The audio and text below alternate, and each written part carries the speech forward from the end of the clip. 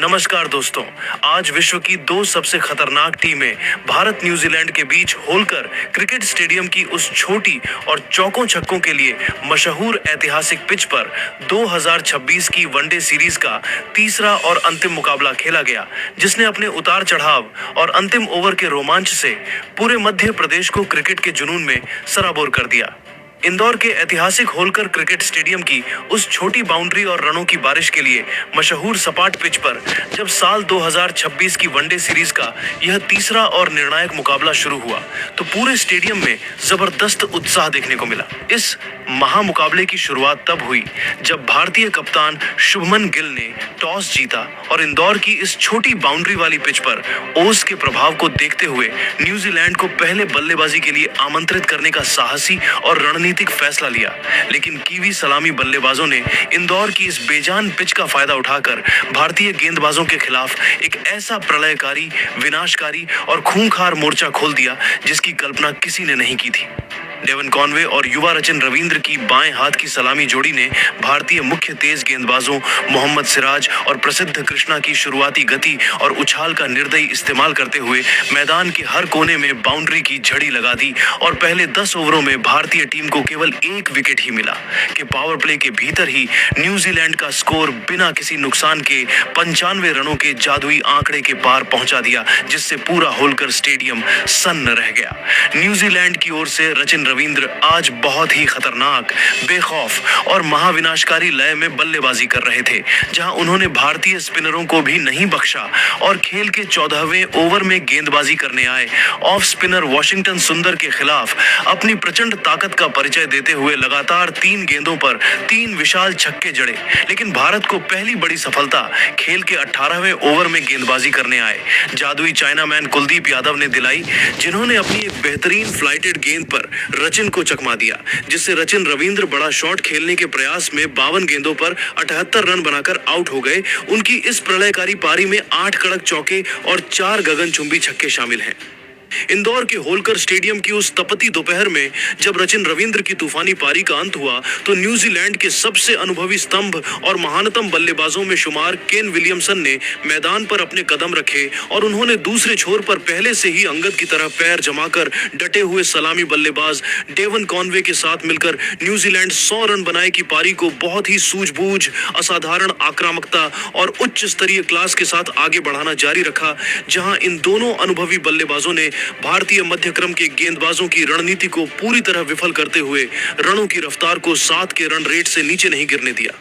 Kane Williamson ने crease पर आते ही अपनी चिर परिचित तकनीक का मुजाहिरा पेश किया और वाशिंगटन सुंदर की टर्न होती गेंदों पर कुछ मनमोहक लेट कट और कवर ड्राइव लगाकर भारतीय फील्डरों को सीमा रेखा पर लगातार दौड़ने के लिए मजबूर कर दिया। जबकि दूसरी तरफ डेवन कॉनवे आज इंदौर के इस छोटे मैदान पर किसी अलौकिक और दैवीय धुन में बल्लेबाजी कर रहे थे, जहां भारतीय गेंदबाजों का कोई भी वार उन पर असर नहीं कर रहा था।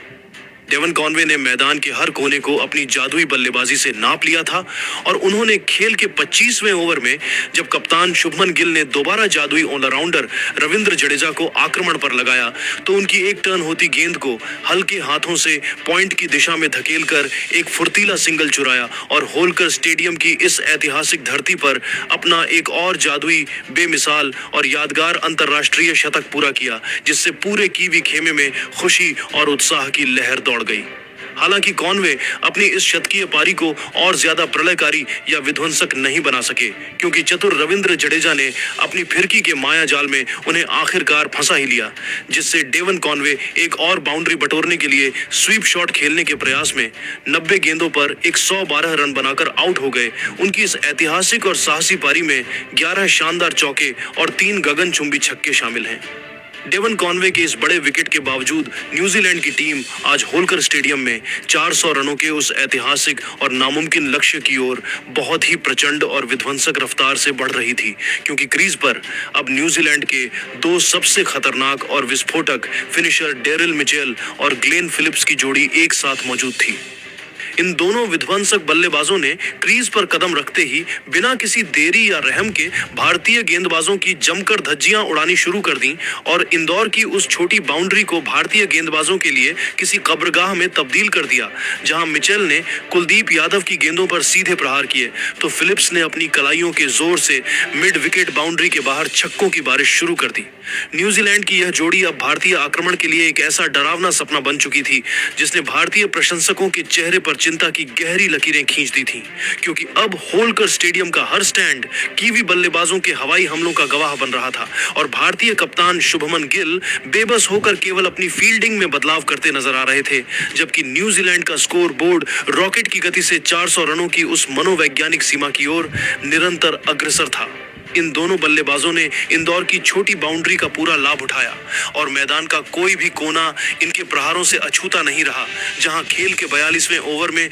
जब प्रसिद्ध कृष्णा अपना अंतिम स्पेल करने दोबारा गेंदबाजी करने आए तो डेरिल मिचेल ने अपना रौद्र रूप दिखाते हुए उनके एक ही ओवर में 24 रन बटोरकर कोहराम मचा दिया, जिसने भारतीय कप्तान को रक्षात्मक होने पर मजबूर कर दिया। लेकिन मिचेल की यह पारी अंततः मोहम्मद सिराज की एक सटीक यॉर्कर पर समाप्त हुई, जिससे डेरिल मिचेल पुल शॉट खेलने के प्रयास में 45 गेंदों पर 85 रन बनाकर आउट हो गए। उनकी इस आतिशी पारी में 6 कड़क चौके और 6 विशाल छक्के शामिल हैं। पारी के अंतिम डेथ ओवरों में ग्लेन फिलिप्स ने अपनी विध्वंसक पावर हिटिंग जारी रखी और न्यूजीलैंड के स्कोर को एक ऐसी अभेद्य ऊंचाई तक पहुंचा दिया जहां से जीत की कल्पना करना भी किसी डरावने सपने जैसा था। न्यूजीलैंड की टीम ने निर्धारित 50 ओवरों के भीषण और थका देने वाले खेल के बाद 5 विकेट के नुकसान पर 415 रनों का एक अत्यंत विशाल, अभूतपूर्व और ऐतिहासिक स्कोरबोर्ड पर टांग दिया, जिसने पूरे क्रिकेट जगत को हैरत में डाल दिया। जहां ग्लेन फिलिप्स ने अपनी तूफानी बल्लेबाजी का मुजाहिरा पेश करते हुए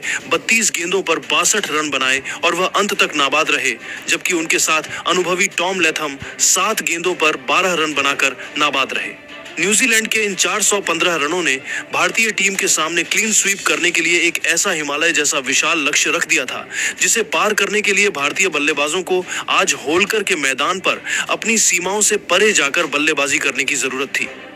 इंदौर के होलकर स्टेडियम की दूधिया रोशनी में जब भारतीय टीम 416 रनों के इस असंभव, अभूतपूर्व और रूह कंपा देने वाले लक्ष्य का पीछा करने मैदान पर उतरी तो पूरे भारत की सांसें थमी हुई थीं। लेकिन हिटमैन रोहित शर्मा और कप्तान शुभमन गिल ने न्यूजीलैंड के गेंदबाजों के खिलाफ पहले ही ओवर से रनों का ऐसा कत्लेआम 416 रनों का शुरू किया जिसकी मिसाल क्रिकेट इतिहास में मिलना मुश्किल है।